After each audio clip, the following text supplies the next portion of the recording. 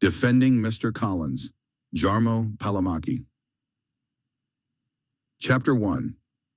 The entrance hall at Longbourn was perpetually filled with a faint scent of beeswax and the rustle of petticoats, but on this particular Tuesday, the atmosphere was charged with an unusual, expectant tension.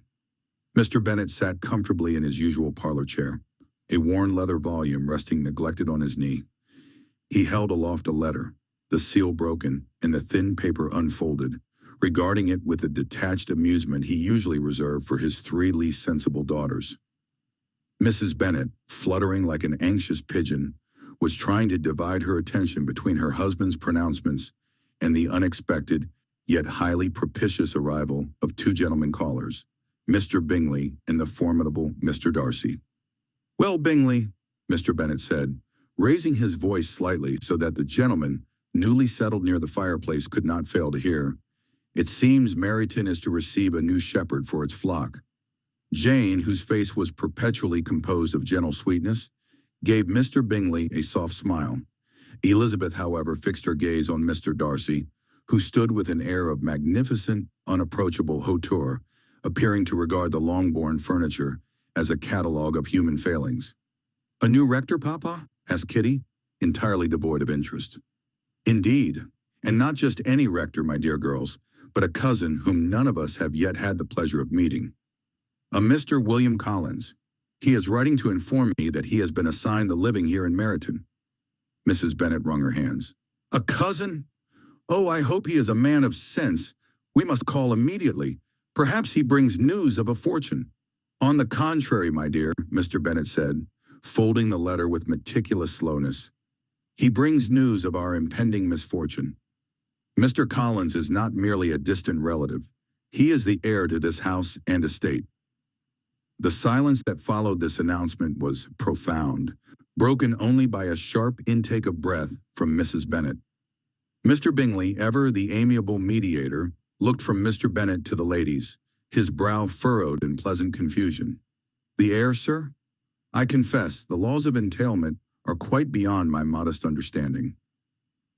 "As they are beyond the comprehension of any man of reasonable mind, Mr. Bingley," returned Mr. Bennet, "but they are fact.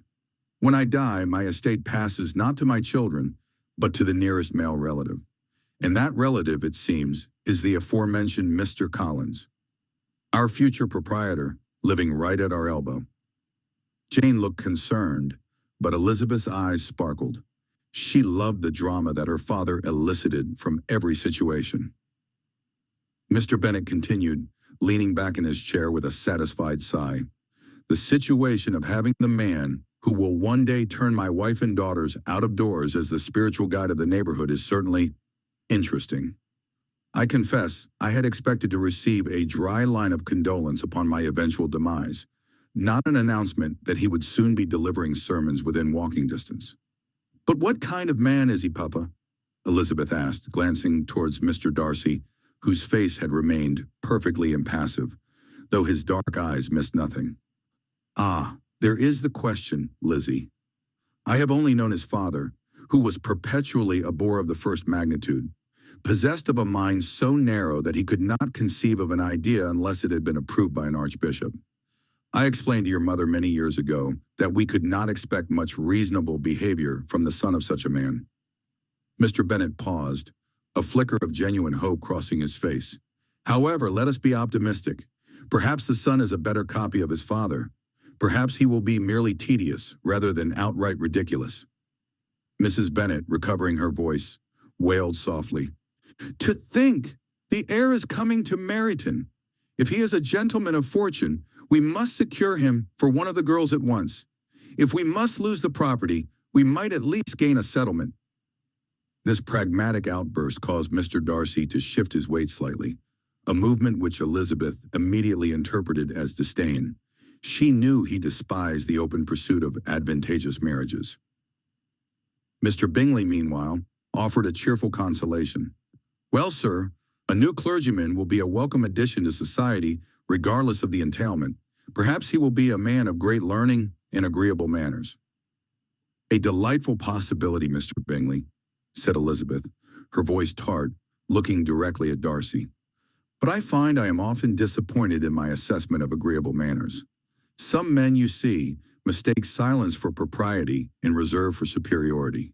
It is difficult to judge a person's goodness when they refuse to expend even the common currency of civility. Darcy's gaze met hers. It was a long, challenging look, holding a mixture of annoyance and perhaps a reluctant flicker of acknowledgement of her wit. He knew the critique was aimed squarely at him, but he merely inclined his head stiffly. "Indeed, Miss Bennet," he said, his voice low and measured, "it is lamentable that a man's character is so often misinterpreted by those who judge solely upon first impressions." The implied criticism that her judgment was hasty and flawed only confirmed Elizabeth's opinion of his insufferable pride. Jane, sensing the sudden chill between her friend and her sister, quickly intervened. "At any rate, this cousin, Mr. Collins, will give us quite enough to discuss in the coming weeks. We must prepare for his arrival properly." "Yes," said Mrs. Bennet, regaining her enthusiasm for social planning. "He must be invited to dine immediately. We must show him how agreeable the neighbors are. He might still be persuaded to give up the living if he finds our society too dull, though I doubt it. He is a clergyman after all." Mr. Bennet chuckled, folding his arms. "So there it is, gentlemen. Our domestic drama is about to gain a new character, one who holds the keys to our future roof. A new divine, courtesy of the cruel laws of land and the incomprehensible fate that forces us to be acquainted with the very man designed to inherit our all.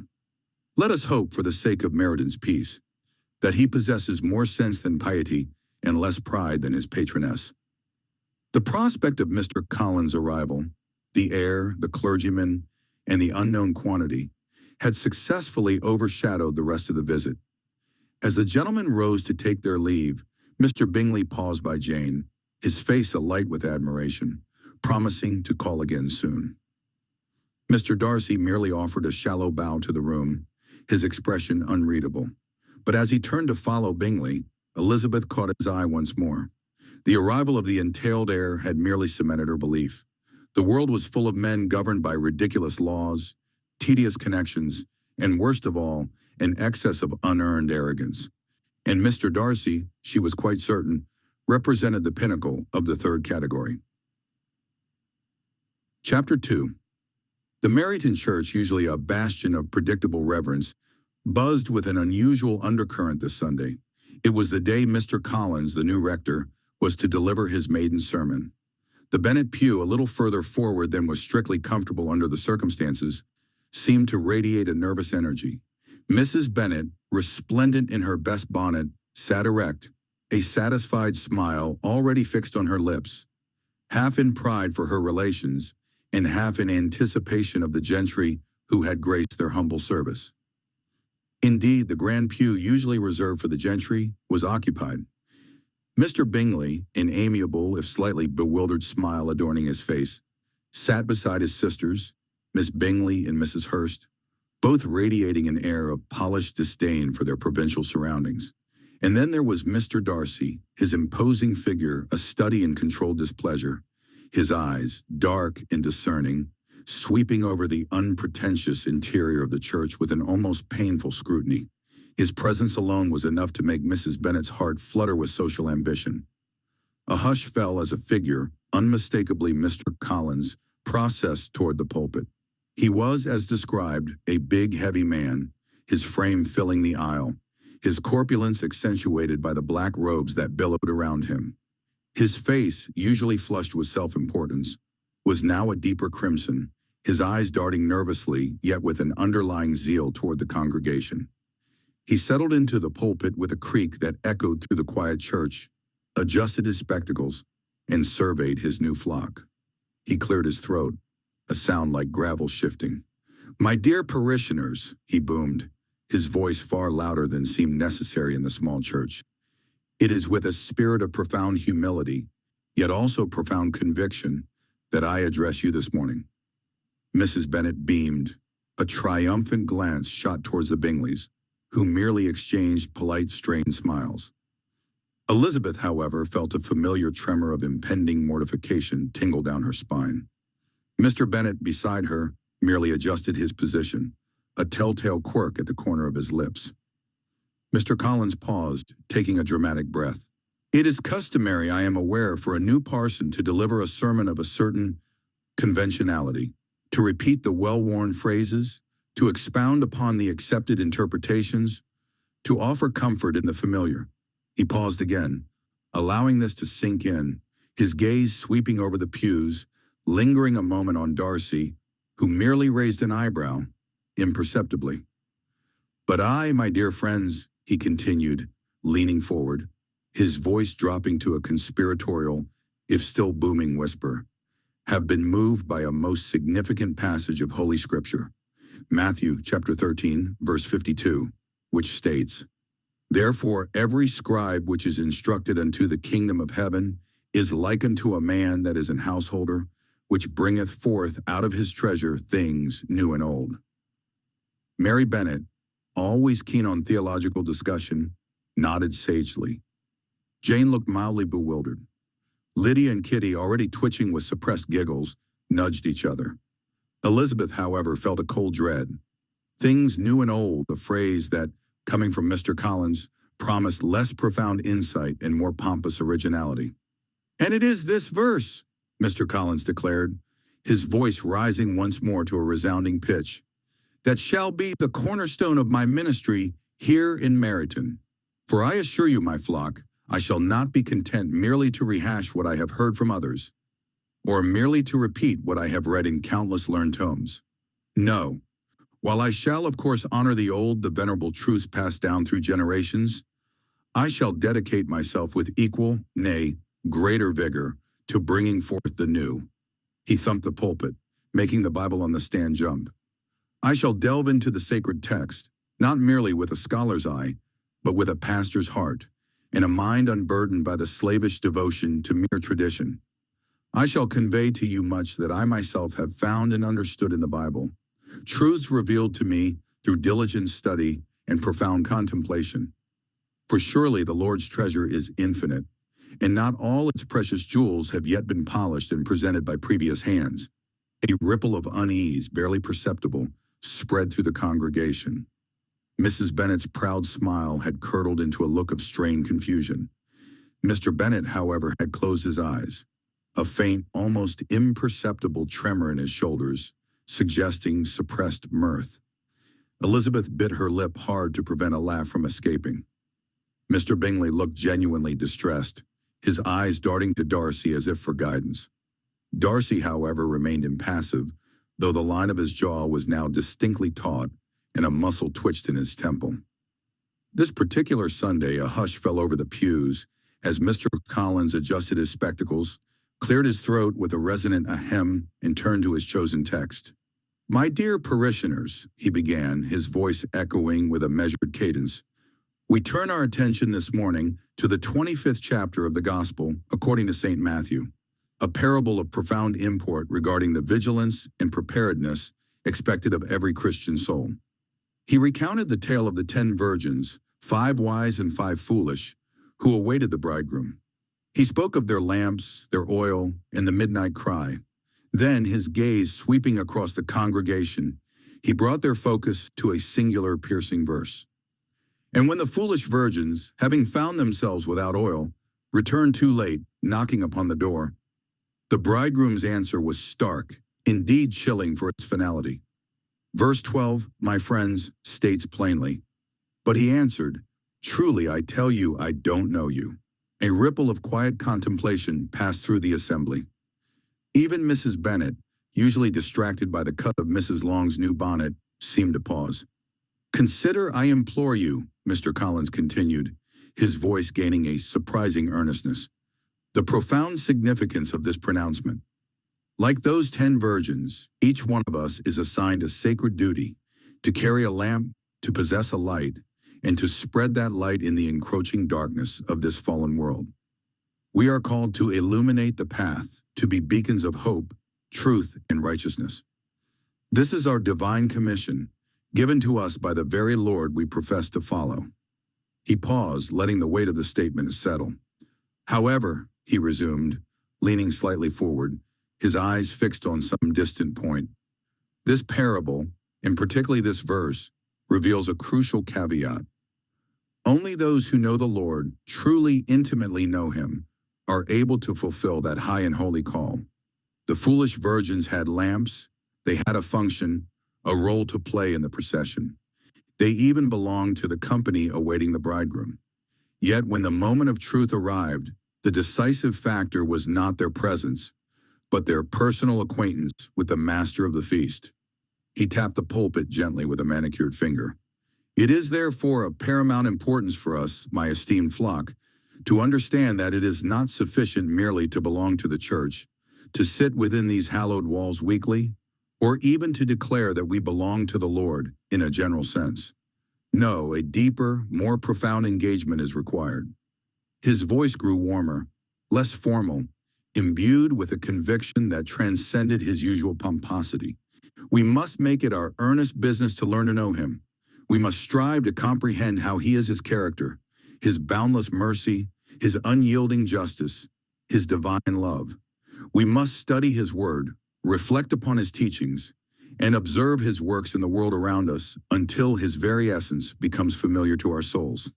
And furthermore, he concluded, his gaze once again encompassing the faces before him, we must cultivate the spiritual discernment to learn to recognize his guidance. For how can we spread his light effectively if we do not know the path he wishes us to illuminate?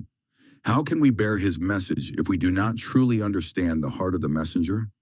It is in knowing him, in truly understanding his ways and recognizing the gentle whisper of his spirit, that we are empowered not merely to carry a lamp, but to shine forth with a light that is truly his, a light that undeniably pushes back the shadows. A quiet amen murmured from a corner of the church, surprising some, but not Mr. Collins, who nodded with satisfaction. He had delivered his message not merely by rote, but with a genuine belief in the profound truth he had sought to convey. As the final hymn began, many in the congregation found themselves reflecting on the message. Chapter 3. The scent of Sunday roast battled with the beeswax polish in the Longbourn drawing room, a familiar and comforting combination.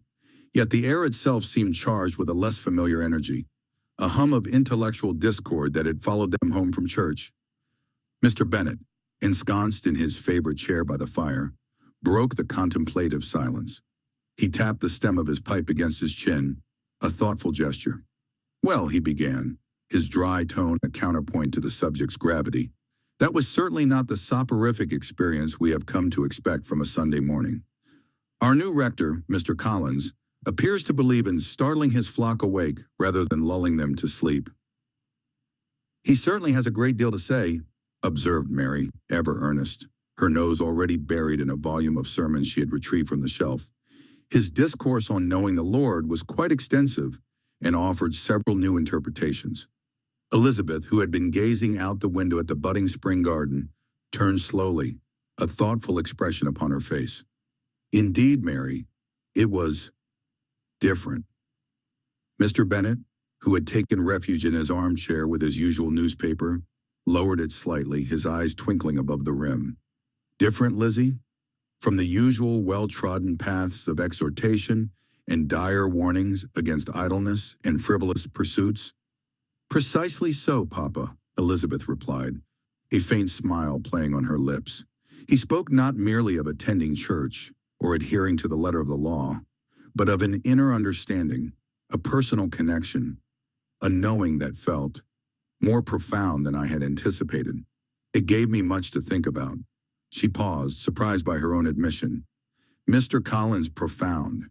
It was a notion she would have scoffed at a week ago. Yet his words, for all his customary pomposity, had held an unexpected sincerity, a call to introspection she found herself unable to dismiss. Jane, ever charitable, offered, "He seemed very earnest, did he not? And the message was certainly a hopeful one." "Hopeful, perhaps," Mr. Bennet mused, lowering his newspaper entirely. "But I suspect many in Meryton are rather fond of their well-trodden paths, Jane. They value tradition, the familiar comfort of what they have always believed and what they have always been told. Such new insights, as you call them, Lizzie, might prove rather unsettling for those who prefer their spiritual understanding to remain neatly within the bounds of social expectation and repetitive prayer. He leaned back, a dry chuckle rumbling in his chest. I dare say Mrs. Long will find it quite outre, and Lady Lucas will likely interpret it as an indirect criticism of her own piety, which she holds to be unimpeachable. Mrs. Bennet wrung her hands. Oh dear, you do not think it will cause a stir, Mr. Bennet? We only just settled into having a comfortably rector again, after poor Mr. Stone passed. It would be quite dreadful if Mr. Collins were to prove controversial. Her mind immediately flew to the scandal of it, the awkwardness at dinner parties, the potential for invitations to dwindle. Mary, looking up from her book, added, the theological implications are certainly weighty. He challenged a rather common interpretation of that parable. Kitty and Lydia, who had been whispering about a new ribbon in the village, briefly looked up, only to catch Mary's last words and immediately revert to their fashion discussion with a collective groan. Weighty indeed, Mary, Elizabeth agreed, her gaze returning to the window, though her thoughts were far from the garden. But perhaps that is why it resonated. It felt authentic in a way his other pronouncements rarely do. Mr. Bennet nodded slowly. Authenticity is a quality Meryton occasionally encounters, but rarely embraces without a great deal of suspicion. I confess I share your concern, my dear Mrs. Bennet, though for entirely different reasons. Perhaps it is merely the novelty of a new voice. But should Mr. Collins persist in challenging the comfortable spiritual complacency of our neighbors, I fear his tenure may prove more stimulating than we had bargained for. His eyes met Elizabeth's, a shared understanding passing between them.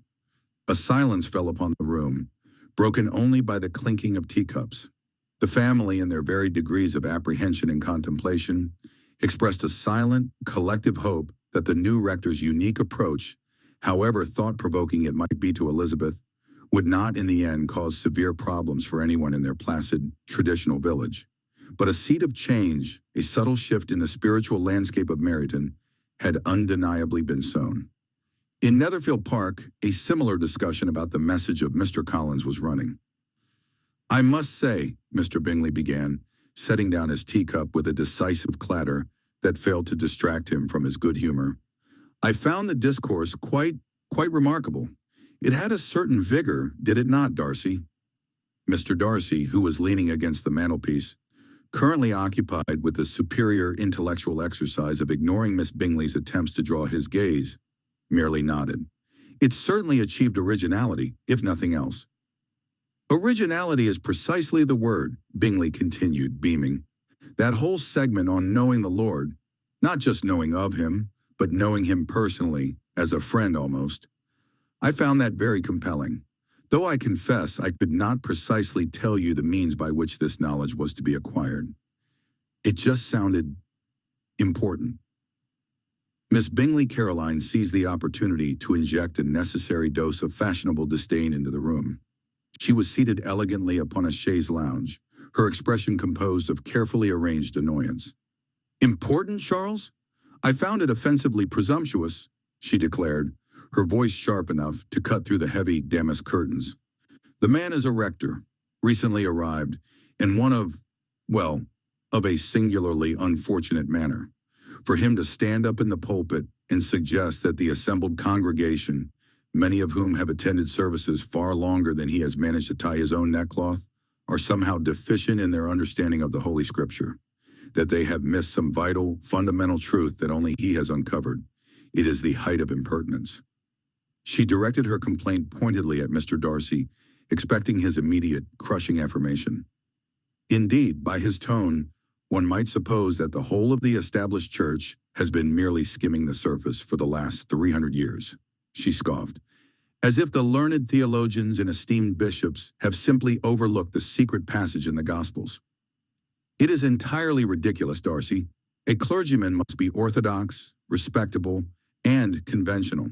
When he begins to substitute pietistic novelty for sound doctrine, he merely exposes the poverty of his own position and the vanity of his intellectual ambition. Bingley looked momentarily distressed. Oh, I didn't think he meant it to be vain, Caroline.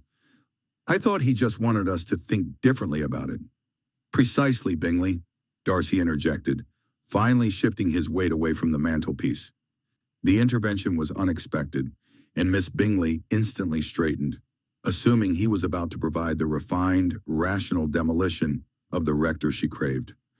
"I find myself in disagreement with Miss Bingley's evaluation of its merit," Darcy stated, his gaze steady and serious. "Mr. Collins's sermon was, yes, presumptuous in the social sense. He lacks the polish and humility expected of his station, and his delivery was unquestionably tedious." Caroline relaxed slightly. This sounded promising. "However," Darcy continued, making her stiffen immediately, "Miss Bingley takes issue with the presumption of the man, whereas I was judging the substance of the message." He paused, collecting his argument with the careful precision he applied to estate management. "We attend church every Sunday, Miss Bingley, and we hear the same text, the same exegesis, the same predictable exhortations to temperance and obedience. It settles upon the mind like dust, fulfilling the requisite social contract without demanding any serious engagement." Darcy took a slow turn around the rug. Mr. Collins' interpretation, particularly that specific focus on the experiential knowledge of the Lord, as opposed to mere titular acknowledgement, was unorthodox. It was certainly not what one expects from a comfortable parish rector. But it was challenging. It forced the listener, regardless of whether they agreed with the conclusions, to confront the inherent assumption that they already understood the ultimate application of their faith. Miss Bingley stared, betrayed. "You mean to say you approved of his vulgar self-importance?" "I approved of the rarity of being given something truly intellectual to contemplate," Darcy said calmly. "The mark of a good sermon is not merely its adherence to convention, but its capacity to initiate thought. Mr. Collins's insistence that there are layers to theological understanding, that the spiritual life is a continuous pursuit, not a static state achieved by baptism, is an idea that is rarely presented in the sleepy countryside. It gives the audience credit for having minds that can grasp more than the mere fundamentals." He finished, looking not at Caroline, but out the window at the deepening twilight. "The orthodox expectation is often merely comfortable. I prefer the message that disturbs the comfort and provokes examination." Miss Bingley could only manage an offended sputter. "But he is a fool, Darcy, an evident provincial fool." "Perhaps," Darcy conceded, a faint smile touching his lips. "But yesterday the fool managed to introduce a genuinely stimulating discussion into a room that usually debates nothing more taxing than the quality of the local port. For that singular service, he deserves a measure of respect." Bingley, relieved that the debate had not devolved into outright hostility, and yet still bewildered by the intricacies of the argument, merely rubbed his chin. "Well, I knew it was interesting," he repeated vaguely, "though Darcy has certainly given me much more to think about than Mr. Collins did." Caroline slumped back onto the chaise lounge, recognizing the defeat. When Mr. Darcy found something compelling, his mind was closed to social correction. Her outrage over the rector's presumption was irrelevant. Mr. Darcy had seen past the man's awkwardness and vanity to find a genuine intellectual spark, a quality she rarely encountered in society and valued above all else, even above her own carefully constructed opinions. The rest of the evening proceeded in silence, fueled by the unsettling reflection that a ridiculous provincial clergyman had managed to engage Mr. Darcy's formidable mind far more effectively than she had. Chapter 4. The unorthodox preaching of Mr. Collins on last Sunday became the theme of the day in whole Meryton. His words were regarded generally offensive and presumptuous. The week that followed the rector's address was not one of quiet reflection, but of relentless, high-volume debate. Mr. Collins, having accidentally stumbled into controversy, found himself the most discussed man in the county, a distinction he was desperately proud of, even if the primary emotion he inspired was indignation. It was during a Tuesday afternoon call at Longbourn, when the drawing room was sparsely populated by the Bennets, Mr. Bingley, and Mr. Darcy, that the matter was inevitably reopened. Miss Bingley, who had arrived specifically to vent her moral outrage, launched her attack with precision. "Uncle, I must say, Mrs. Bennet, I have never been so astonished by a display of ill-breeding in a pulpit. To suggest, to merely hint, that one's devotion to one's social obligations is a form of spiritual neglect. It is perfectly preposterous. Mr. Collins confounds piety with insolence.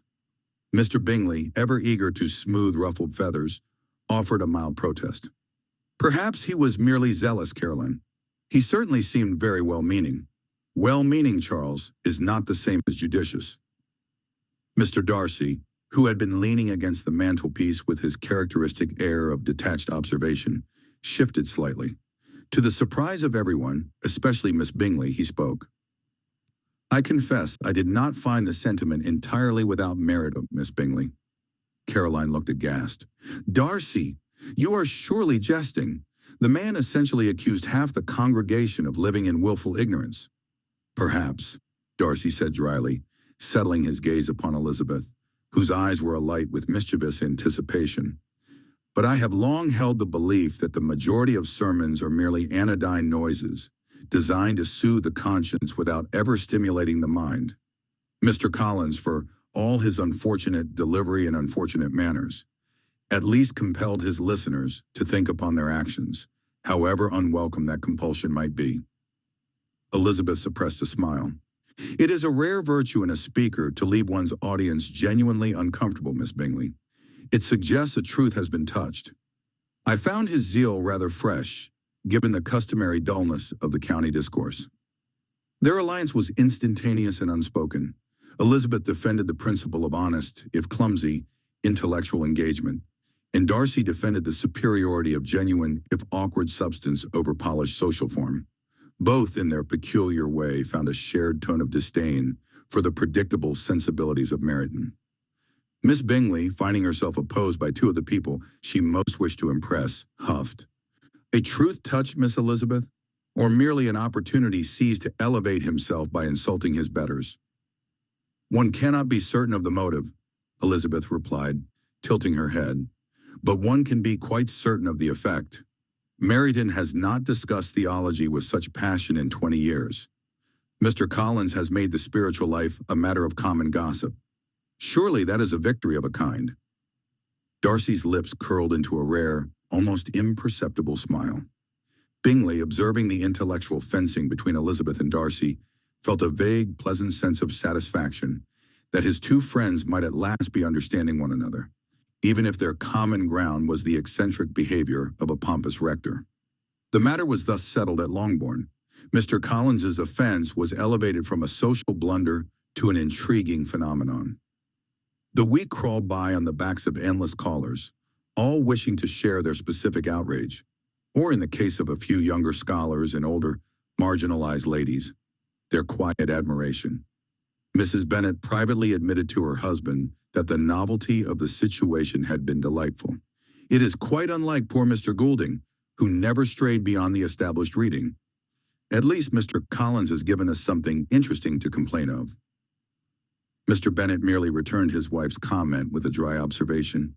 My dear, he is proving that even the most determined sycophant can, by a terrible miscalculation, become an accidental revolutionary.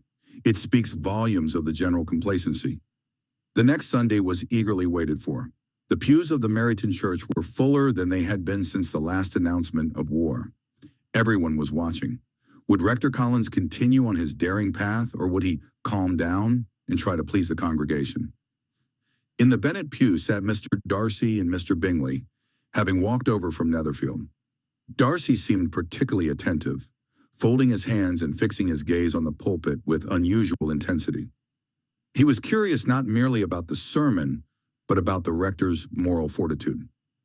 When Mr. Collins finally ascended, there was a palpable shift in the air, a mixture of hostility and anticipation. He looked paler than usual, but his eyes held a strange, manic spark. He did not apologize. He did not retreat. His voice, already loud, boomed through the small church. There are those who believe that a minister of God should be a mere courtier, a polisher of surfaces, and a guarantor of comfort. They believe we should speak only those things which confirm their own established virtues. But what is comfort in the face of accountability? To seek the approval of the fleeting majority is to mortgage one's soul to Meryton gossip. Our scripture today comes from Colossians chapter 2, verses 20 through 23. He paused, letting the words sink in, then read, If with Christ you died to the elemental spirits of the world, why, as if you still belong to the world, do you submit to regulations? Do not handle, do not taste, do not touch, referring to things that all perish as they are used. According to human precepts and teachings, these have indeed an appearance of wisdom in promoting self-imposed piety, humility, and asceticism, but they are of no value in checking the indulgence of the flesh. Collins closed his Bible, his gaze sweeping across the faces before him. Today I want us to consider the very nature of religion itself, and how the Christian faith stands in stark, liberating contrast.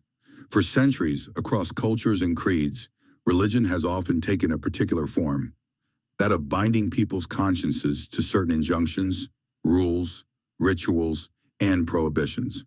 Do this, don't do that, eat this, abstain from that, dress this way, pray these specific words at these specific times. He paced slightly, his hands clasped before him. And what does this lead to, dear friends? A deep internal struggle. If you succeed in fulfilling these demands, you often find yourself with a heart swelling with self-righteousness. I've done it, you think. I am pure. I am good. A subtle yet insidious pride takes root. But if, and let's be honest, when you fail to meet these impossible standards, your conscience becomes an accuser. It condemns you, whispers doubts, drags you into the depths of guilt and shame. You are trapped between the two, a swinging pendulum of self-aggrandizement and self-flagellation. A few heads in the congregation nodded slowly. Martha, a woman in her 70s who had spent decades trying to earn God's favor, felt a familiar ache in her chest at the description of an accusing heart. Young Ben, who had recently joined a strict Bible study group and found himself constantly analyzing his every thought for impurity, felt a jolt of recognition. But the Christian faith, Collins continued, his voice now imbued with a brighter, more hopeful tone, is utterly, radically different. It teaches us that a good conscience is not something we earn through meticulous adherence to rules. It is a gift of God freely given, entirely based on the perfect, once-for-all atonement of our sins by Jesus Christ. Murmurs of agreement rippled through the pews. Think of it! Your conscience is cleansed, not because you finally managed to be good enough, but because Christ was good enough for you. Your guilt is removed, not by your penance, but by his sacrifice. He paused for effect, letting the profound truth settle. This is why Christian faith does not drive you through the fear of failure, the dread of not measuring up. Instead, it leads you to gratitude. Gratitude for fulfilled works, not your own, but Christ's. Gratitude for a victory already won. And this gratitude, this deep sense of being utterly loved and accepted despite your brokenness, empowers you. It sets you free to follow your heart. Martha blinked back tears. Follow her heart? For so long, her heart had felt like a dangerous, deceitful thing, needing constant correction and discipline. This freedom, Collins concluded, his voice resonating with passion, is not a license for chaos. It is the very soil in which true love can grow. For how can you truly love when you are constantly driven by fear or inflated by pride? How can you serve another selflessly when your gaze is always turned inward, assessing your own performance? No, true love, Christ-like love, needs space to breathe, to expand, unburdened by the crushing weight of injunctions. He leaned forward, his eyes intense. And here is the beautiful, yet sometimes terrifying truth. This very freedom will display the state of your heart. When you are no longer bound by external pressures, your truest inclinations will emerge. Will they be selfish? Or will they be drawn by the magnetic pull of gratitude towards compassion, generosity, and joy? When the fear of failure is gone, what remains? The love of God, burning within you, transforming you from the inside out. As the final hymn was sung, a profound sense of lightness settled over the congregation.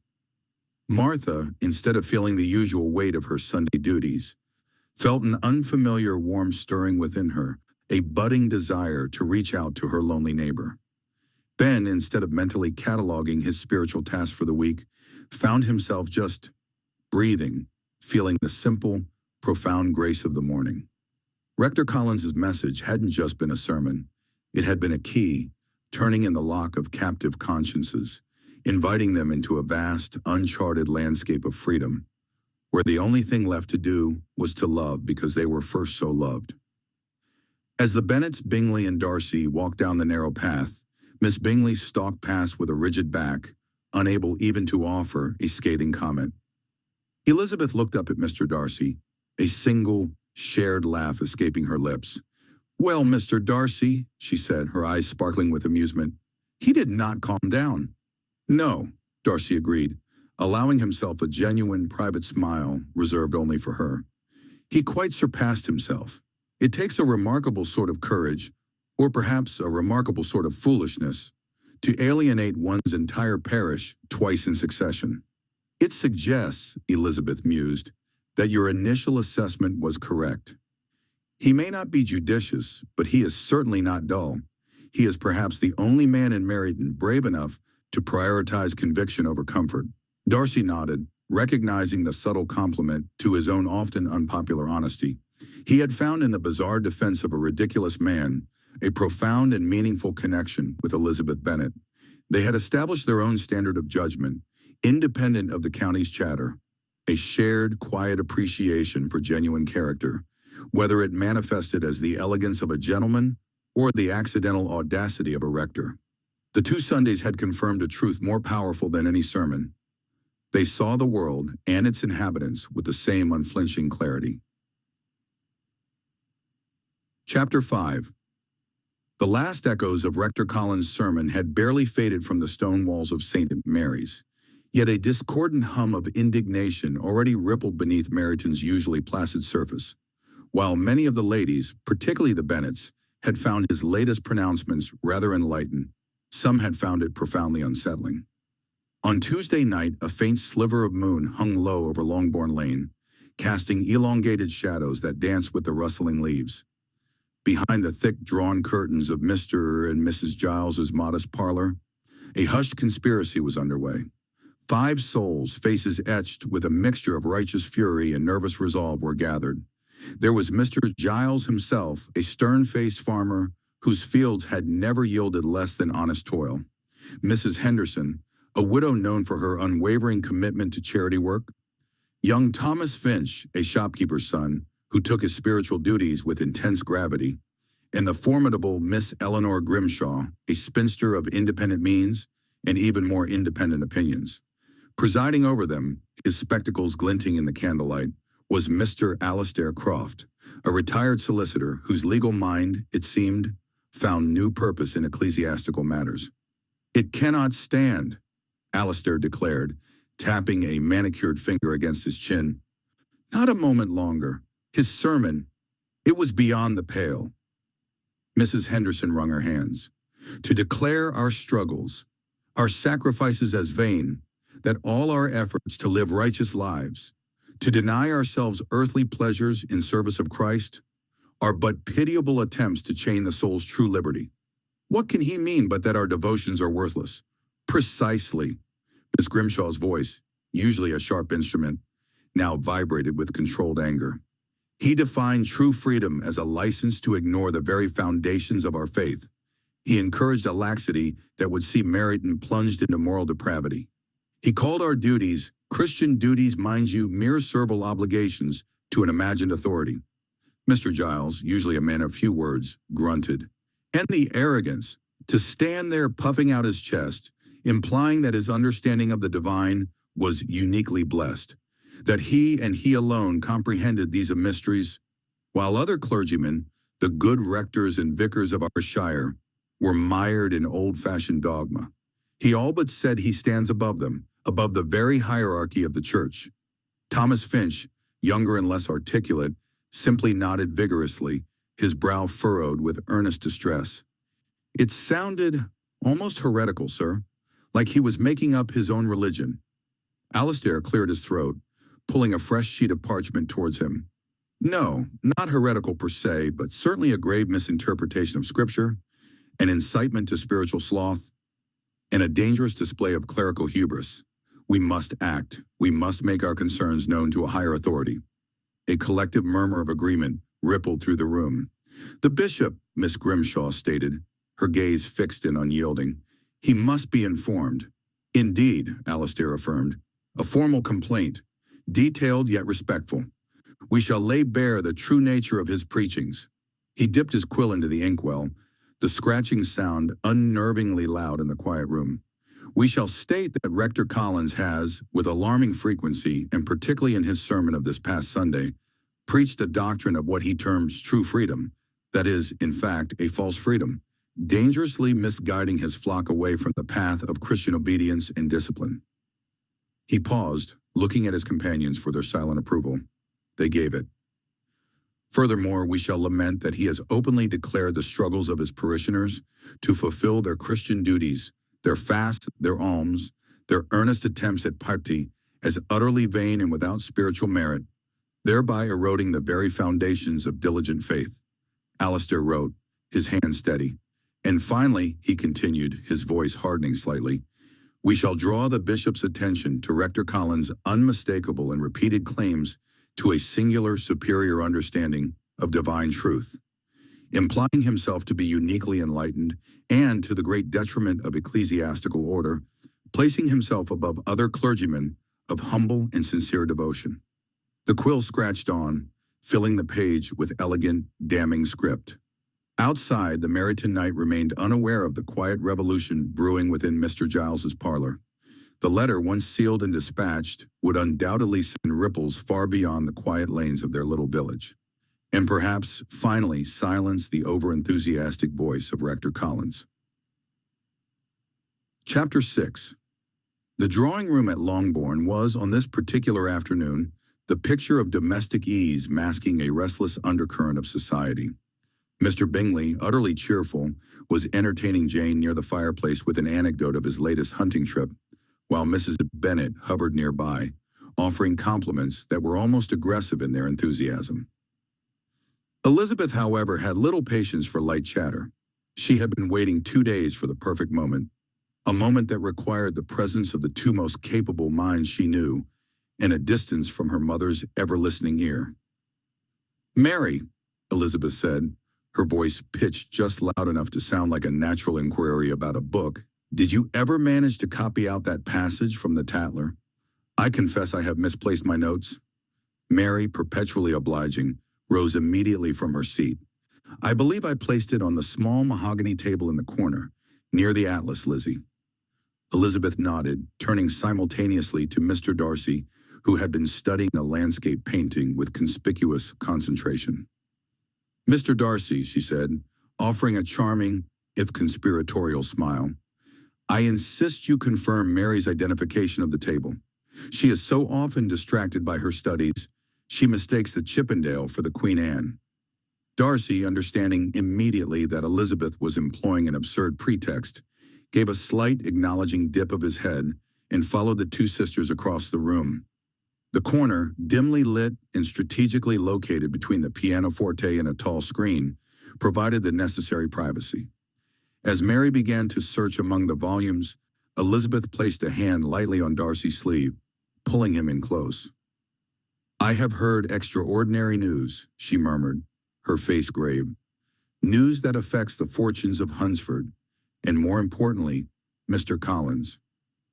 Darcy's eyebrows lifted in immediate concern, though his distaste for the subject of the rector was evident. "Collins? What has he done now? Some gross misjudgment of patronage, I suppose?" "No," Elizabeth whispered, leaning closer so that her breath barely disturbed the lace of his collar. "It is far more serious, I fear. I have heard indirectly, yet from a source I trust implicitly, that a letter has been sent to the bishop." Mary paused in her search, her attention fully arrested. She, of all the sisters, understood the ecclesiastical hierarchy. "A letter to the bishop?" Mary repeated softly, her high forehead furrowed. "Concerning what?" "A complaint," Elizabeth confirmed, her eyes sharp. "A formal complaint regarding the sermons of Rector Collins." Mary gasped softly. "The sermons? But Mr. Collins is diligent. They are meticulous, if perhaps too thoroughly organized." Darcy's jaw tightened. The bishop held significant power over the fate of a parish priest. If the complaint was soundly argued, or worse, motivated by a powerful neighbor with a grudge, it could spell professional ruin. A man might survive personal scandal, but ecclesiastical displeasure was often irreversible. "This is an absurdity," Darcy stated, his voice low and intense. "Collins' doctrine is certainly biblical, however clumsily delivered. Who is the author of this impertinence?" "That is not known yet," Elizabeth admitted, "but the letter has been sent. The damage to his reputation, should the bishop take note of it, would be irrecoverable. Regardless of our private opinions, surely he must be defended." Darcy straightened, regaining his formal composure even in the confined space. "You are quite correct, Miss Bennet. We cannot permit a man to be professionally harmed due to spite or petty theological disagreement. We must certainly do something to neutralize this attack." "But what?" Elizabeth countered. "We cannot write a defense if we do not know the nature of the accusation. We only know the subject." Mary, having fully absorbed the gravity of the potential crisis, offered a decidedly proactive suggestion. Her suggestion, born of her deep respect for clerical matters and her desire for involvement, was startling in its directness. "If the complaint regards the sermons," Mary suggested earnestly, "then a defense must be mounted immediately upon the same grounds. We, too, should write to the bishop. We can attest to the moral strength and exemplary orthodoxy of his discourse. We could compile testimonials from the parish, praising the consistency of his logic and the sincerity of his faith." Elizabeth looked at Darcy, impressed by Mary's strategic zeal, but dubious of its immediate practicality. Darcy, however, found himself regarding Mary with new respect. Her solution was bold, honest, and entirely centered on moral principle. "A spirited defense, Miss Mary," Darcy acknowledged, "and one that the bishop would be hard-pressed to ignore, coming from constituents of quality. However," he paused, glancing toward the main room, where Bingley was now laughing boisterously at one of his own jokes. "However," Darcy continued, lowering his voice further, "to send a preemptive defense now is to admit that the initial complaint is grievous enough to warrant immediate action. It reveals our hand before we know the cards played against us. We do not know if the bishop has even broken the seal of the letter, much less given it consideration." Elizabeth nodded, resting her hand on the cold wood of the pianoforte. "If we write now, we may simply be drawing his attention to the issue, an issue he might otherwise dismiss as parish squabbling." "Precisely," Darcy agreed. "Strategy dictates caution. If we defend him immediately, we confirm the validity of the attack. If we wait, we permit the bishop to dispose of the matter himself, perhaps in favor of inaction." Mary sighed, accepting the wisdom of restraint, though it chafed against her impulse to defend theological integrity. "Then we must wait," Mary stated, relinquishing the idea of composing a scholarly treatise for the bishop. "But we must be ready to move the very instant we hear of the bishop's reply or intention." "Agreed," Elizabeth concluded, making a swift, silent pact with her two unlikely confederates. "We prepare our defense. Mary, you must collect whatever evidence you can regarding Mr. Collins' sermons. Mr. Darcy, you must utilize your connections to ascertain through which channels the bishop is likely to respond. But for now, we wait for the bishop to make the first move." The brief, intense conspiracy was over. Elizabeth gave a final polite smile to Darcy, who returned to the contemplation of the landscape painting with renewed intensity. Mary retrieved the requested piece of paper, which she had, in fact, never copied out, and walked back into the center of the room, her mind already cataloging the rhetorical devices employed in Mr. Collins' discourse. The afternoon call resumed its usual cadence, but for the three conspirators, the lightness of the drawing room was merely a screen, concealing the silent, strategic tension of waiting for a decision that could ruin the social standing of their most ridiculous acquaintance. Chapter 7. The air in Meryton, usually thick with the fragrant gossip of market day and the clatter of carriages, had for the past week been charged with a different sort of anticipation. Ever since Mr. Collins had given his theological interpretations from the pulpit, word had been sent to the bishop. Few in the neighborhood, save perhaps Mr. Collins himself, doubted the necessity of such an appeal, but all wondered at the speed of the ecclesiastical machine. They did not, however, need to wait long for their answer. Precisely that next Saturday, as the church bells chimed for morning service practice, and Mr. Collins undoubtedly polished his sermon notes for the following day, a distinctive rap echoed through the quiet lanes of Hunsford. It was not the familiar knuckles of a parishioner seeking comfort or a well-meaning invite to tea, but a firm official summons. Standing at Rector Collins' door, a tall, impeccably dressed gentleman in dark traveling clothes presented himself. His demeanor was grave, his eyes keen, and his voice, when he spoke, was a model of polite yet unyielding authority. "Mr. Collins, I presume?" the visitor inquired, a faint crease between his brows. "I am Mr. Alistair Finch. I come on behalf of his lordship, the Bishop of—" Mr. Collins, who had answered the door himself, swelled with immediate pomposity, assuming a new admirer, or perhaps a prospective visitor keen to witness the spiritual rectitude of Rosings Park by proxy. "Indeed, sir, I am he. Pray, what can I do for you on this most blessed of mornings?" Mr. Finch offered a small, almost imperceptible sigh. "My purpose, Mr. Collins, is quite direct. His lordship has received reports regarding certain unorthodox elements in your recent preachings. He has expressed, and I quote, considerable worry about the situation in Meryton, which he attributes to these departures from established doctrine." The color drained from Mr. Collins' face, leaving his already pale complexion a sickly ash. "Unorthodox? Sir, I assure you my sermons are models of decorum and proper Christian sentiment, always with an eye towards the benefits of patronage and the importance of revering one's betters." Mr. Finch raised a hand, cutting off the impending tirade. "Be that as it may, Mr. Collins, his lordship has recommended that you temporarily retire from your duties. This period of quiet reflection is to last until such time as the bishop has made his final decision regarding the matter. During this interim, I, Mr. Alistair Finch, will be your temporary substitute, ensuring the spiritual welfare of this parish remains uninterrupted." Mr. Collins gaped, his mouth opening and closing like a fish out of water. "Retire? But my duties, my flock."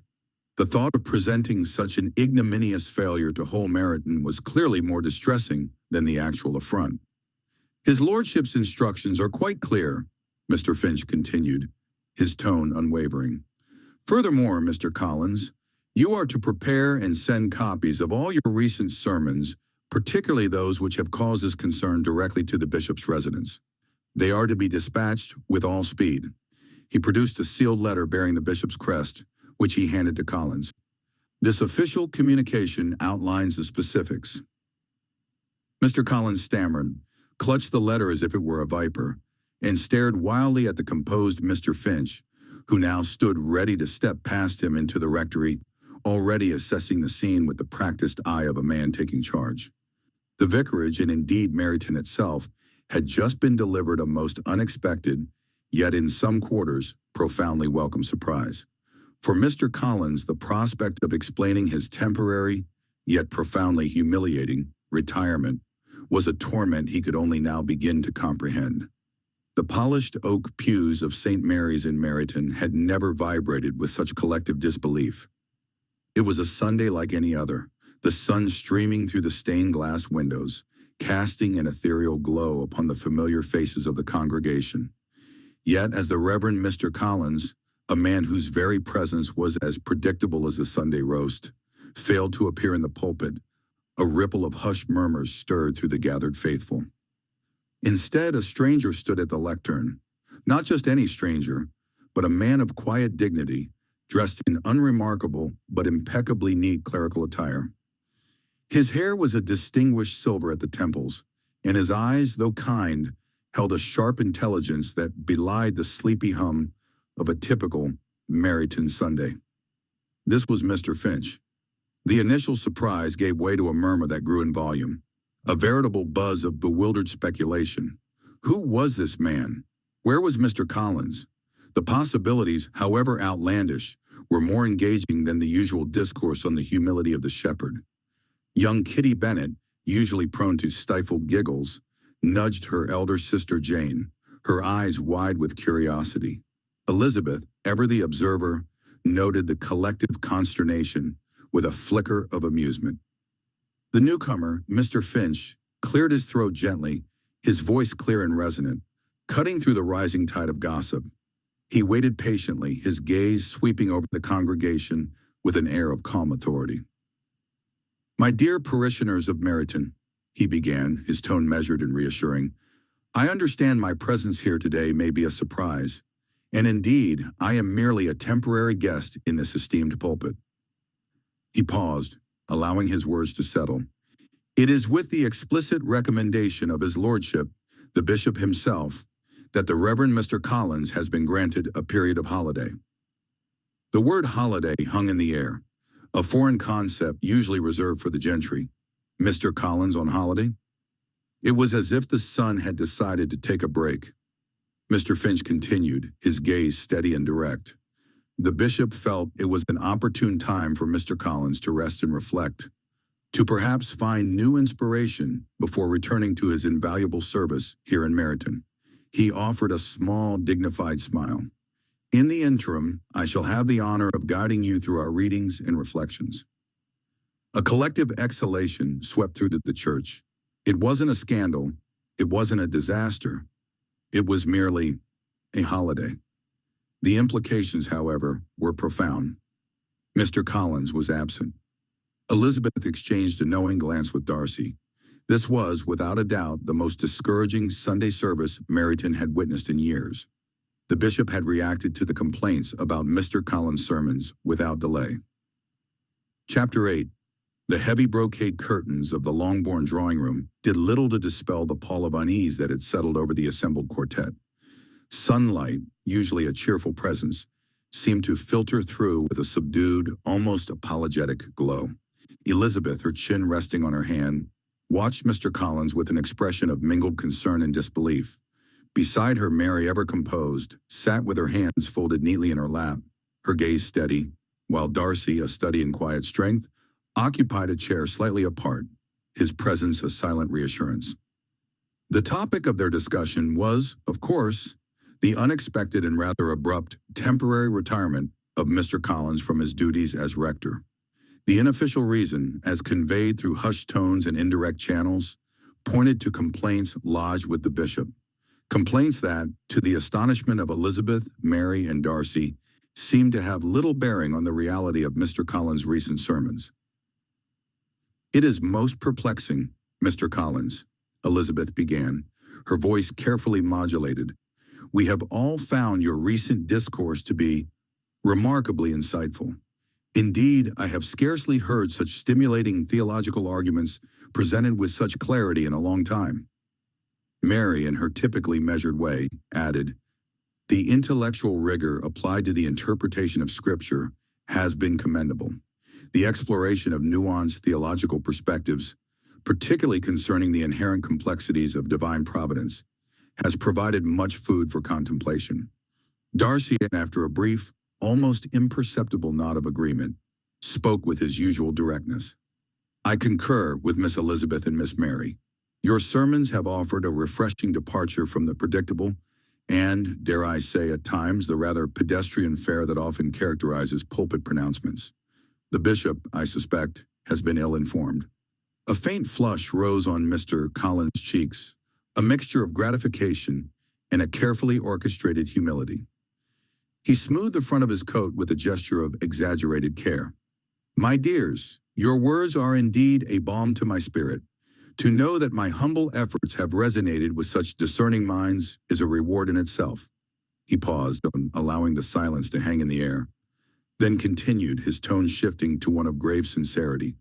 "However, I cannot accept your kind offer to intercede on my behalf with the bishop." Elizabeth's eyebrows rose. "But surely, sir, if we can present a counter-narrative, a demonstration of how your sermons have been received by those who truly understand their merit, it might sway his lordship's opinion." "Indeed," Mary echoed, her voice firm. "The complaints, if they are indeed as they are rumored to be, seem to stem from a misunderstanding, perhaps even an intentional misrepresentation, of your intentions." Mr. Collins shook his head, his expression one of resolute, albeit slightly bewildered conviction.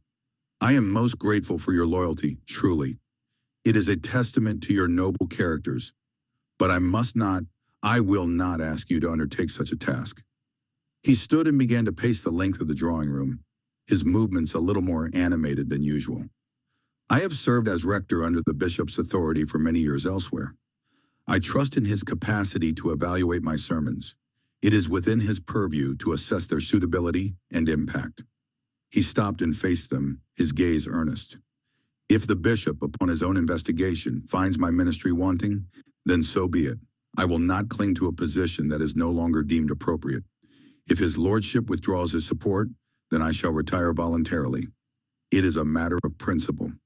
Elizabeth blinked, taken aback by his unwavering stance. She had expected him to seize this opportunity, to welcome their intervention with open arms. Instead, he was presenting a picture of noble, almost stoic, resignation.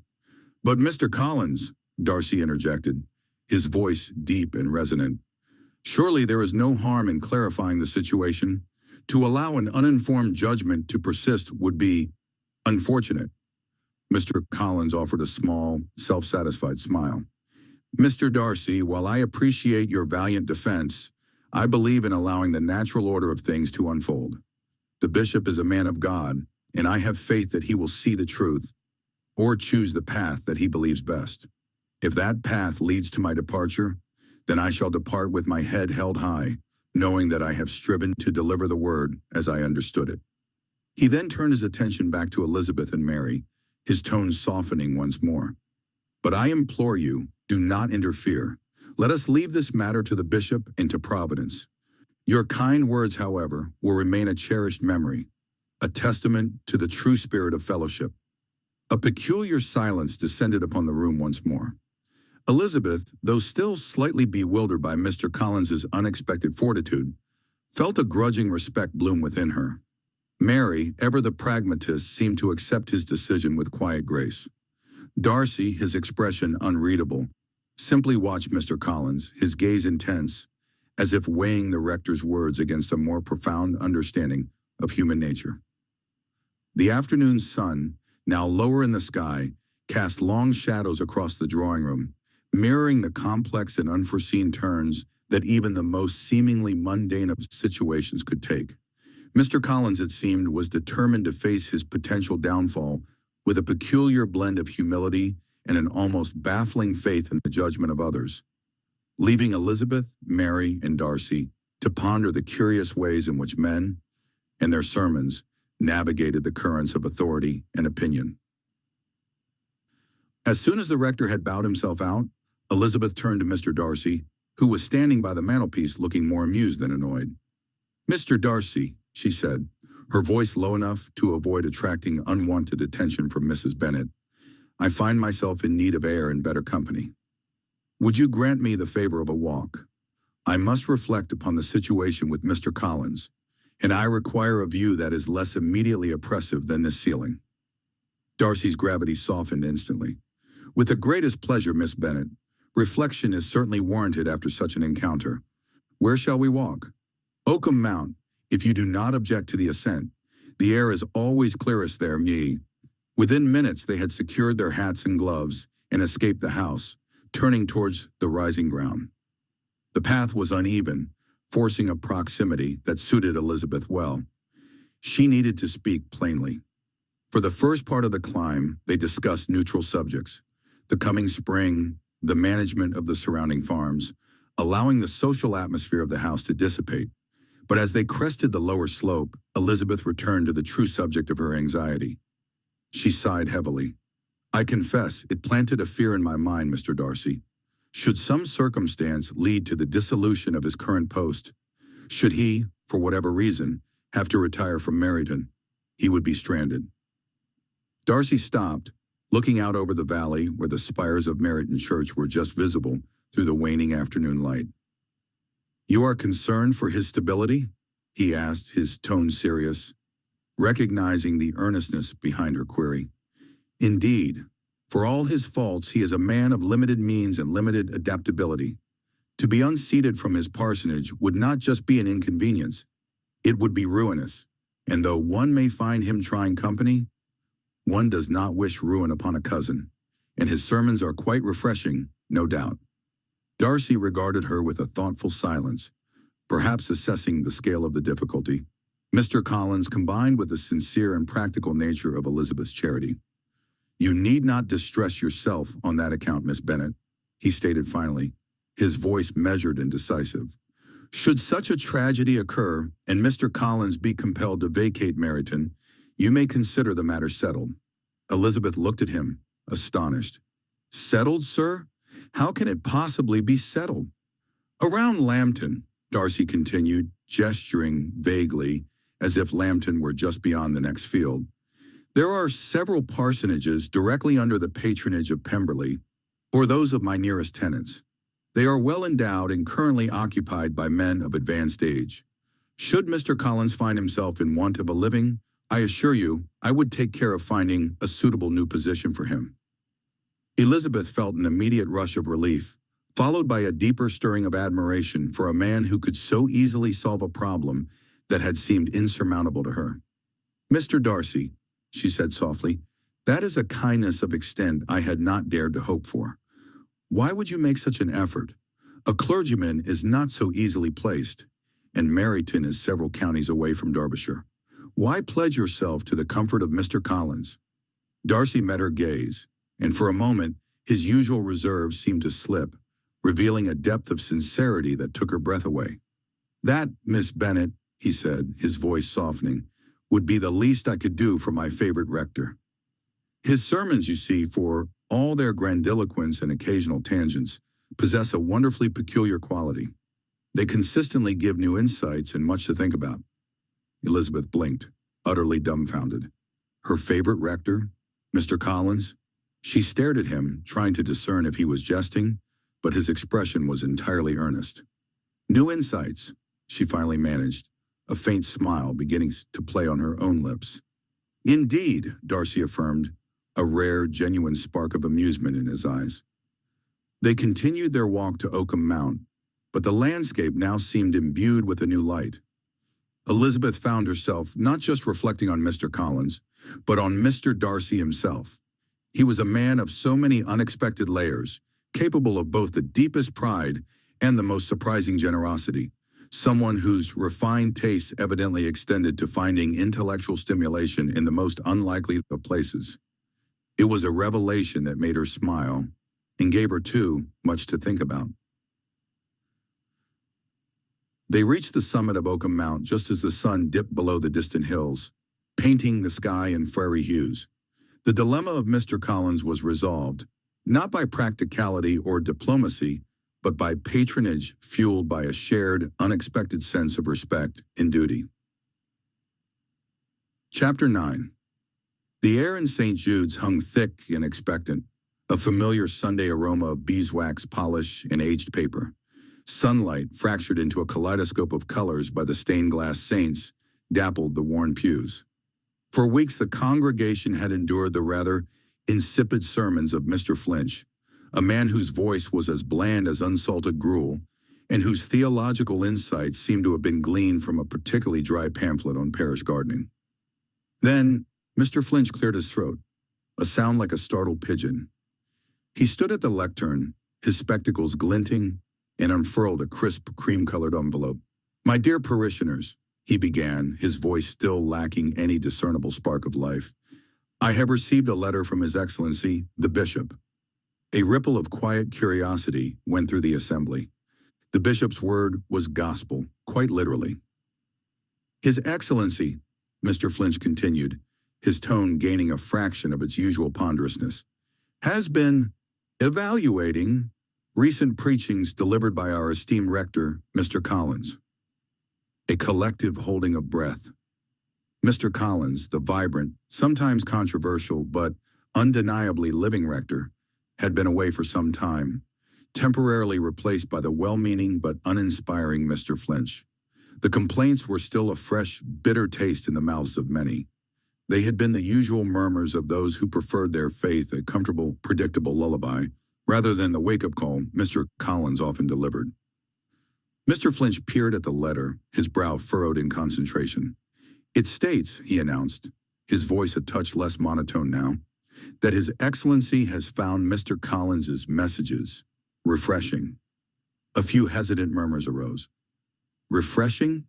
From the very man who had been implicitly questioned? Indeed, Mr. Flinch confirmed, a faint hint of surprise dawning on his face.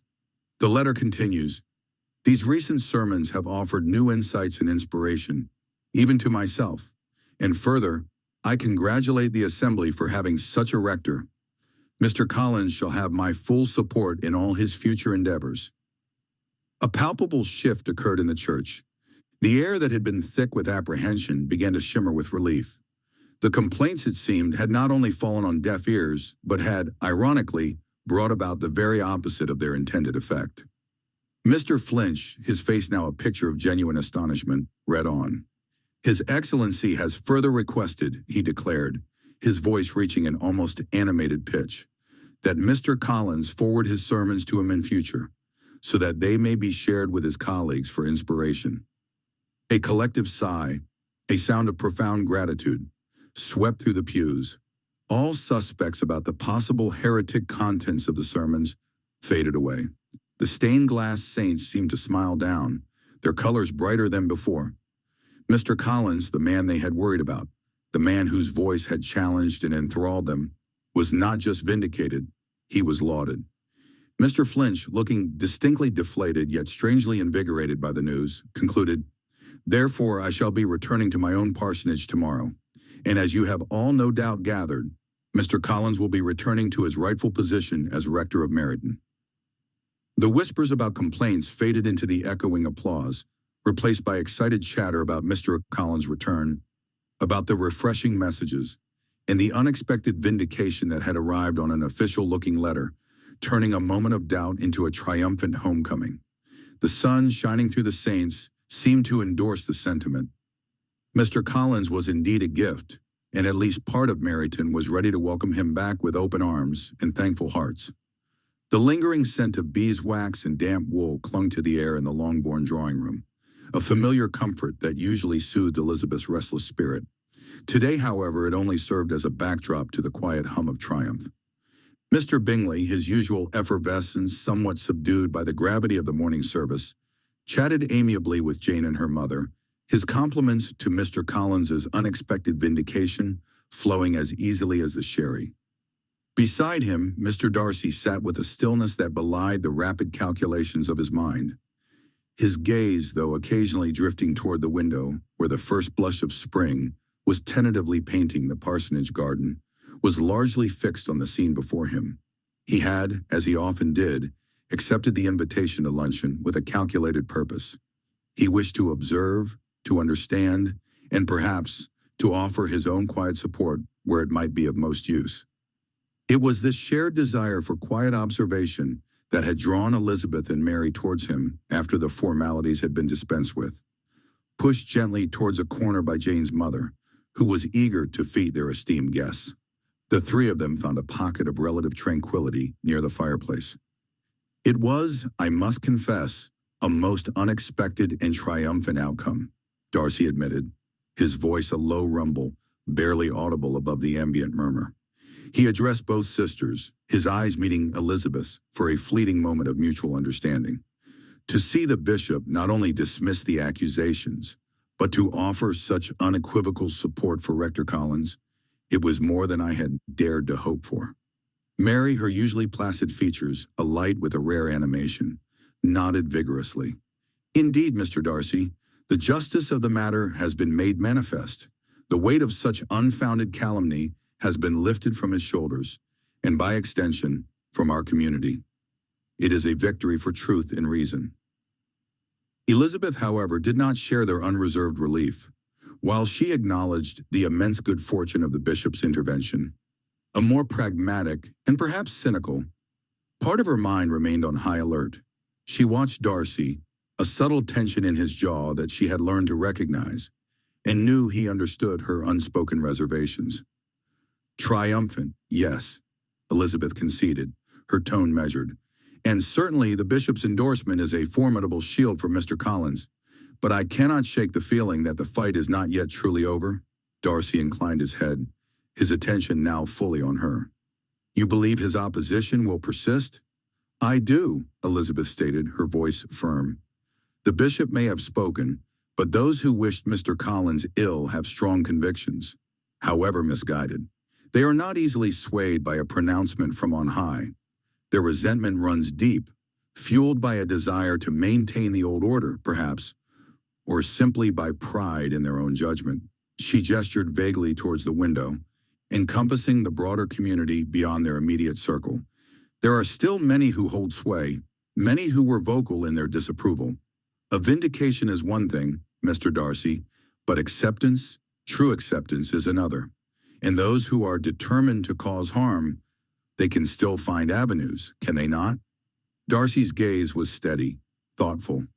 You speak of the potential for continued subtle warfare, rumors, public opinion, perhaps even veiled obstacles placed in Mr. Collins's path to impede his ministry.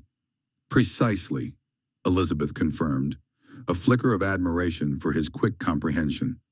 The bishop's pronouncement has silenced the loudest critics, but 1,000 whispers can be as damaging as one shout, and often far harder to counter. They may not dare to openly defy the bishop, but they can ostracize, they can undermine, they can make his position at Netherfield, and indeed within the parish, as uncomfortable as possible. Mary, who had been listening intently, frowned. But surely if the bishop has declared him innocent, those who continue to spread falsehoods would do so at their own peril? The peril of social ostracism is a risk many are willing to take when their pride is at stake, Elizabeth replied, a hint of weariness in her voice. And the damage they can inflict is often invisible until it is too late. Mr. Collins is a good man, dedicated to his calling, but he is also a man who is perhaps by nature not equipped for such sustained, insidious opposition. He has been spared a public disgrace, but he may still face a protracted struggle for genuine respect and effective leadership. Darcy's expression remained contemplative, though a new layer of understanding seemed to settle upon it. He had, in his own way, navigated similar social currents and recognized the enduring power of entrenched prejudice. Your assessment is astute, Elizabeth. The judicial aspect of the matter has been concluded, but the social and emotional ramifications may indeed linger. It is a reminder that while institutions may provide pronouncements, the hearts of men are often slower to change. He turned to look at her directly, his gaze holding a newfound respect. You see the battle lines beyond the immediate victory. That is a valuable perspective. Elizabeth offered a small, wry smile. I have had ample opportunity to observe the machinations of society, Mr. Darcy, and I have learned that even a triumph can be a fragile thing. She glanced at Mary, who looked thoughtful, and then back at Darcy. We celebrate the lifting of the immediate threat, but we must also remain vigilant. For the sake of Mr. Collins, and for the peace of the community, the fight, as I see it, is far from over. The sherry glasses glinted in the firelight, the conversation about Mr. Collins's vindication momentarily muted by the unspoken acknowledgement of the subtle, enduring challenges that lay ahead. The triumph was real, undeniable, but Elizabeth's keen insight had cast a long shadow of caution over the otherwise celebratory atmosphere. The war for Mr. Collins's reputation might have reached a decisive turning point, but the skirmishes of dissent, she knew, were likely to continue. Chapter 10. The twilight deepened over Hertfordshire, painting the rolling fields of Netherfield Park and Longbourn in hues of lavender and bruised plum. Mr. Darcy, astride his powerful bay, allowed the rhythmic thud of hooves on earth to ground him, though his thoughts flew far and wide, circling one particular bright star, Elizabeth. He had ridden out seeking solitude not to escape his feelings, but to properly sort them, to arrange them into an order that even his rigorous mind could accept. And accept them he did, with a clarity that finally settled his restless spirit. There was no more denying it. He was strongly, irrevocably drawn to her. The last few days in particular had been a revelation. The earnest defense of Mr. Collins' honor, a shared, almost absurd endeavor, had been the unlikely crucible in which their long-held hindrances had melted away. Her wit, her spirit, her steadfastness, even in such a trivial cause, had stripped away his pride and her prejudice with astonishing speed. They had laughed, debated, and presented a united front, and in doing so had found common ground, understanding, and a profound, nascent affection, His heart, once so carefully guarded, now beat solely for Elizabeth Bennet. The peace of the golden hour was abruptly shattered. From the direction of Meryton, a frantic peal of church bells tore through the evening air. It was no inviting chime for vespers, no celebratory ring. This was a ragged, desperate clangor, an insistent clamor that spoke of urgent alarm. Darcy's blood ran cold. He knew that sound. It could mean only one thing: fire. Without a moment's hesitation, all introspective thought vanished, replaced by a surge of primal instinct and civic duty. "Hiya!" he urged, pressing his heels against his horse's flanks. The bay surged forward, breaking into a fast gallop, hooves devouring the distance with purposeful rhythm. The wind whipped past Darcy's ears, but he barely noticed. His gaze was fixed on the horizon, already searching for the telltale glow, his mind racing through possibilities, picturing the narrow streets, the wooden structures, the vulnerable souls of Meryton. People were in need, and he, Fitzwilliam Darcy, would be there to help. The faint scent of wood smoke reached him first, a acrid herald carried on the breeze, growing stronger with every yard. Then a flickering orange began to stain the darkening sky, a malevolent bloom against the calm of the heavens. He pushed his horse harder, the powerful animal responding with unwavering loyalty, its breath coming in gasps. Netherfield, Longbourn, all the familiar landmarks blurred into a frantic montage. His heart pounded, a drumbeat of urgency in his chest. As he thundered into the outskirts of Meryton, the scene that unfolded before him was one of a harrowing chaos. Smoke billowed up in thick, choking plumes, illuminated by the ravenous flames that licked at the roof of what appeared to be the parsonage, its wooden facade already collapsing inwards. Shouts, screams, and the frantic barking of dogs pierced the din of the roaring fire. People ran aimlessly, some with buckets, others simply in terror, their faces streaked with soot and fear. Darcy dismounted swiftly, dropping his reins. His horse, though winded, stood steady, sensing the crisis. He immediately saw the problem: disorganization. There was bravery, certainly, but no central command, no directed effort. He scanned the scene, his aristocratic bearing imposing itself even amidst the panic.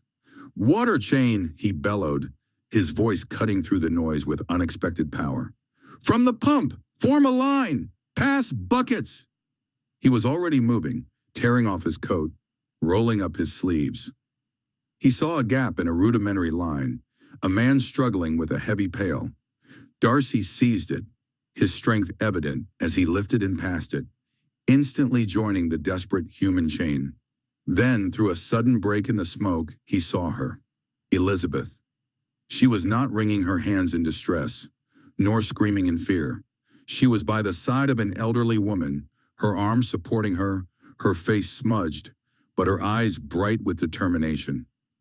She was directing two young boys, pointing them towards a relatively safe pathway away from the worst of the blaze.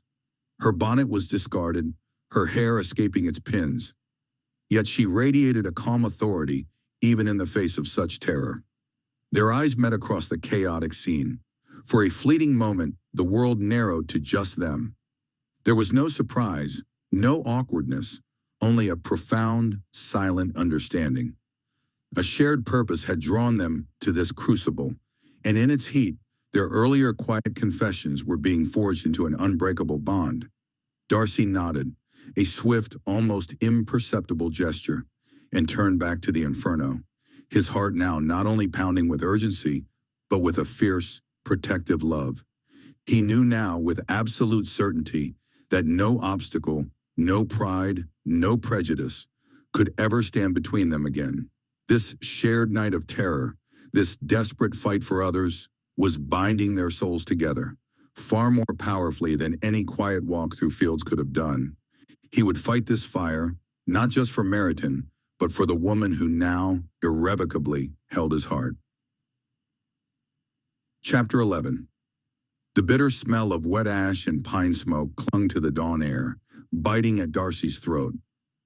He stood amidst the churned mud and debris, the dreadful spectacle of the Meryton parsonage reduced to a skeletal shell behind him. The roof was gone. The central chimney stood stark against the gray sky like a monument to disaster, and the windows gaped black and empty. In the first frantic hours of the blaze, while the buckets were being passed and the water lines organized, a task Darcy had instinctively taken command of, his sharp, systematic mind had focused entirely on minimizing ruin. Now, as the last smoldering timbers were drenched by the local volunteers, a deeper concern surfaced, overriding the practicalities of loss. His thoughts focused entirely on the incumbent, Rector William Collins. Is he safe? Is he severely harmed? It was a strange current of anxiety to feel for that man. Darcy scanned the assembled crowd, villagers, estate workers, and concerned neighbors from Meryton, all muffled against the penetrating chill of the early morning. A wave of profound relief washed over him as he finally discerned the rector near the fringe of the gathering.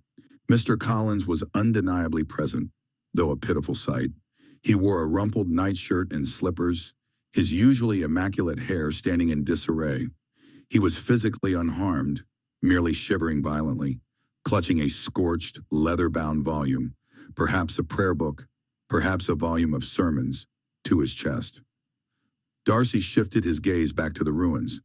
The destruction had been absolute. He knew that the rector's library, the source of his profound, albeit tedious learning, had been housed on the ground floor. It was gone, consumed by the flames, a considerable loss, particularly for a man of the cloth. Yet, despite the severity of the devastation, life remained. No one had perished, and thanks to the concerted effort, the fire had been prevented from leaping the substantial distance to the stable buildings or spreading further toward the village lanes. As Darcy supervised the final cordoning off of the site, he felt a light touch upon his arm. Sir Williams Lucas, looking weary but relieved, stood beside him. "Mr. Darcy," Sir William said, his voice thick with gratitude, "I must thank you. Truly, without your astonishing sense of order and your proper organization of the efforts, the damages would have been remarkably more pronounced. We were a throng of well-meaning confusion until you took charge of the water brigade and the salvaging of papers." Darcy stiffened, acknowledging the compliment with a reserved, almost reluctant nod.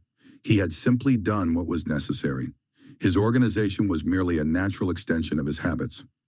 "The greatest blessing," Darcy replied, his voice low, "is that Mr. Collins is safe. The loss of property is temporary." He looked towards the shivering rector, who was now being kindly attended to by two older women from the village. The immediate crisis was over, but the logistical problem remained. A man such as Collins could not simply pitch a tent. "What arrangement will be made for Mr. Collins's lodging?" Darcy inquired of Sir Williams, a hint of his usual practical authority returning. "He cannot remain in his present state, nor can he fulfill his duties without a settled residence." Before Sir Williams could formulate a reply, a drier, infinitely more amused voice intervened from behind them. "That, Mr. Darcy, is already settled." It was Mr. Bennet, who had arrived from Longbourn some time ago, now regarding the scene with his characteristic blend of observation and detachment. He approached, placing a comforting hand on Sir William's shoulder. "The good rector is, as you know, my cousin, and the heir presumptive to Longbourn," Mr. Bennet explained, a faint twinkle in his eye suggesting he found the entire arrangement profoundly entertaining. "I have exercised my duties as head of the family, however tenuous the connection may be. I have invited him to live at Longbourn." Darcy stared. "Until such time as a replacement lodging can be organized, he is welcome to the hospitality of Hertfordshire's finest library, or rather, the only one which has not spontaneously combusted," Mr. Bennet concluded with a sigh that bordered on pleasure. "He will, I am certain, be a source of infinite quiet pleasure to my nerves, and perhaps provide my younger daughters with a new topic of endless, tedious conversation." Darcy processed this in silence. The great systematic problem of Rector Collins's immediate future had been solved, not by the authorities nor by official channels, but by the peculiar, sardonic kindness of Mr. Bennet. Darcy nodded slowly. "That is a generous and necessary resolution, Mr. Bennet. A generous resolution indeed." He watched for a moment longer as the crowd began to disperse, taking the distraught but intact Mr. Collins with them, presumably toward the temporary haven of Longbourn. The smoke still rose, thin and spectral, from the ruins, but the chaos had been mastered, lives saved, in order, however strangely achieved, had been restored to the county. Darcy turned, his duty done, and began the long, cold walk back towards Netherfield. His thoughts, though still marked by the night's trauma, were now blessedly clear and focused once more. Chapter 12. The smoldering timbers of the Meryton parsonage still gave off a sharp, acrid scent weeks after the event, a constant reminder of the night violence had visited the quiet village. But where ruin lay, an extraordinary transformation had occurred. The fire, meticulously investigated, had not been an accident. The discovery of oil-soaked rags tucked into the west wall of the study, coupled with the trajectory of the blaze that would have trapped the occupant in his meager sleeping chamber, confirmed the horrifying truth. The intent had been either to drive Rector Collins out of Meryton forever, or more chillingly, to end his life. That awareness, that one of their own had been subjected to such malicious, potentially murderous intent, had shocked Meryton out of its gentle disdain for Mr. William Collins. He was no longer merely the tedious, self-important cousin of Mr. Bennet, but a victim, a martyr in waiting.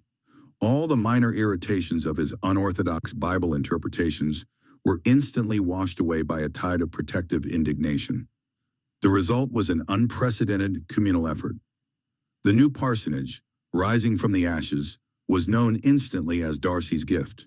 Mr. Fitzwilliam Darcy, who had only weeks before been considered too arrogant and reserved for local society, had stepped forward not merely with a substantial donation, but with a promise of unlimited finance.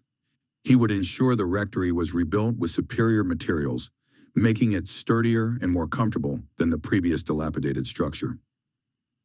Darcy did not simply write a check, he became the project's quiet general.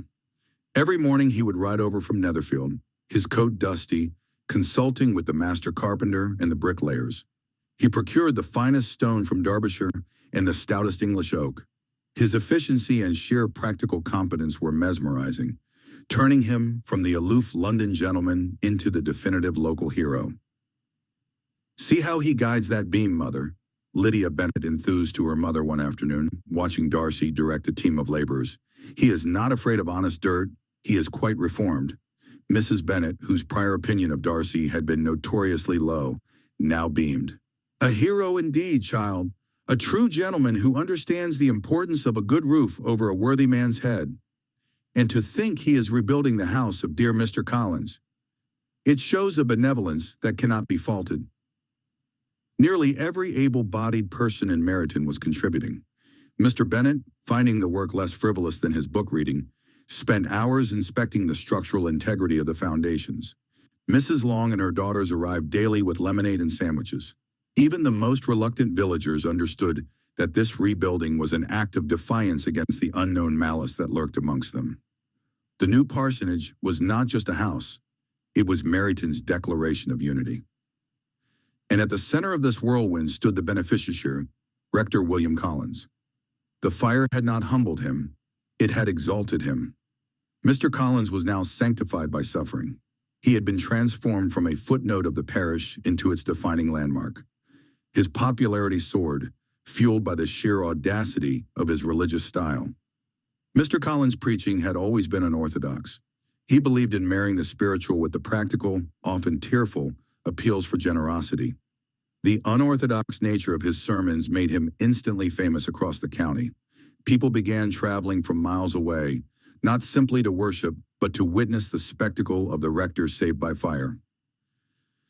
As summer gave way to autumn, the walls of the new rectory stood proud and solid. It was a beautiful structure, built with an honesty of purpose lacking in the original. One crisp afternoon, Mr. Darcy stood back, reviewing the alignment of the new chimney stack.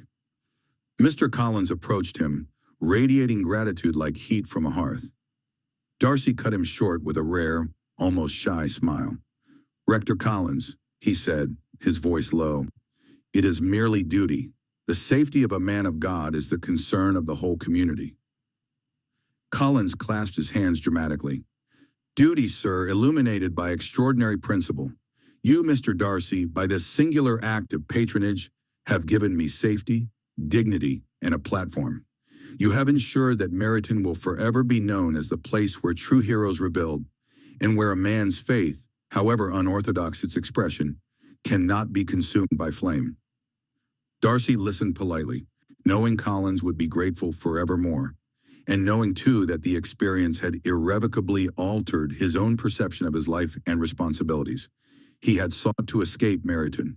Instead, he had become its foundation. The fire, meant either to silence a man or drive him away, had achieved the precise opposite.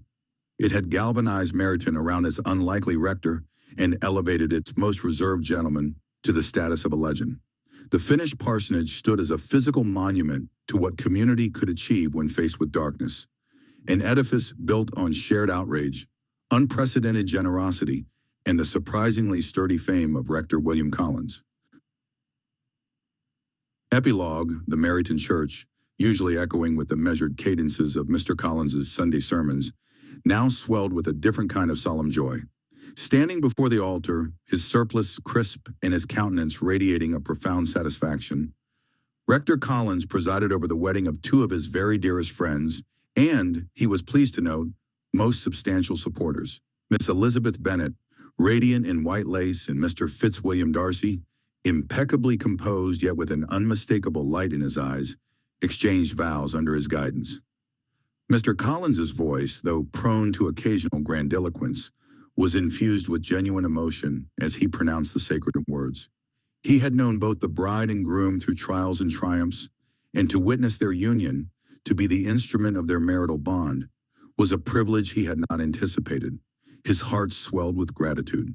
He truly thanked God in that moment for the singular honor bestowed upon him, a humble clergyman, to unite such excellent beings, a match that would undoubtedly stabilize the social fabric of the neighborhood and, he mused, secure a most favorable patron for his living. As the final blessing was given and the register signed, a buzz of delighted chatter filled the church. Mr. Collins, ever mindful of his duties and his decorum, was the very first to step forward, beaming, as Elizabeth and Darcy turned from the vestry.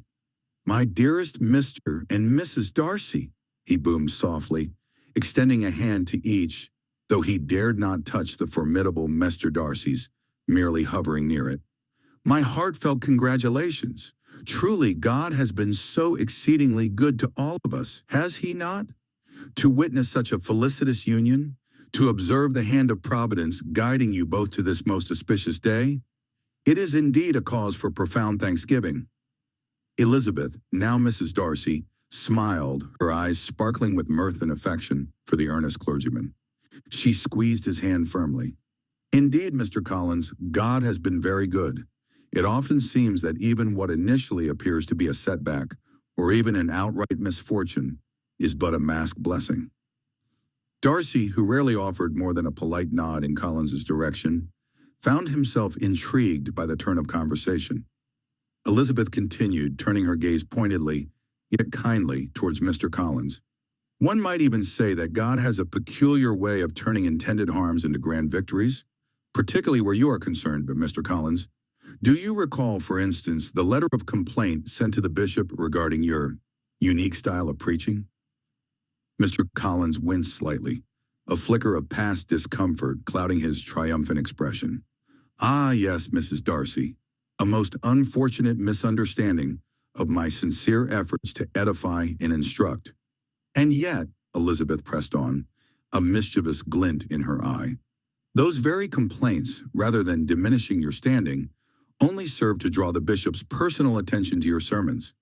He found them, if I recall correctly, refreshingly thorough, and consequently not only enforced his unwavering support for you, but also encouraged his clergy to visit Meryton and observe your methods, thus inadvertently enlarging your audience far beyond the confines of our immediate parish." Collins brightened considerably, puffing out his chest a little. "A divine vindication indeed." And then, Elizabeth continued, lowering her voice slightly, "there was that dreadful fire only last year, which, it was widely believed, was set within the very grounds of the parsonage by certain disgruntled elements, intending to cause you immense distress, perhaps even personal harm. Darcy's brow furrowed, recalling the incident. It had indeed been a precarious situation, swiftly contained. But what was the outcome? Elizabeth concluded, her voice rising with a note of triumph. That malicious act, far from isolating you, instead united the entire village. Meryton, which had perhaps previously been somewhat reserved in its appreciation, rallied around you. They saw your vulnerability, your steadfastness, and overnight you became not just their rector, but their cherished neighbor, their protected charge. The very fire meant to harm you, Mr. Collins, forged the entire community into your ardent supporters. Mr. Collins's eyes, which had widened progressively through Elizabeth's recounting, now shone with profound revelation. He clapped his hands together softly. Oh, Mrs. Darcy, my dear Mrs. Darcy, how exquisitely you articulate the very essence of God's magnificent plan. You have highlighted with such perspicacity the profound truth that what man intends for evil, God intends for good. It is precisely as it is written in Genesis chapter 50, verse 20. As for you, you meant evil against me, but God meant it for good, to bring it about that many people should be kept alive, as they are today. He paused, then added with even greater fervor, and indeed it perfectly illustrates that most comforting of assurances from Romans chapter 8, verse 28. And we know that in all things God works for the good of those who love him, who have been called according to his purpose. Truly, what a testament to divine wisdom and boundless grace. Darcy, observing his wife and the clergyman, felt a rare smile play upon his lips. His Elizabeth, always discerning, always finding the profound in the everyday. And even Mr. Collins, in his own unique way, seemed to grasp the larger truth of their interconnected lives. It was indeed a day for gratitude.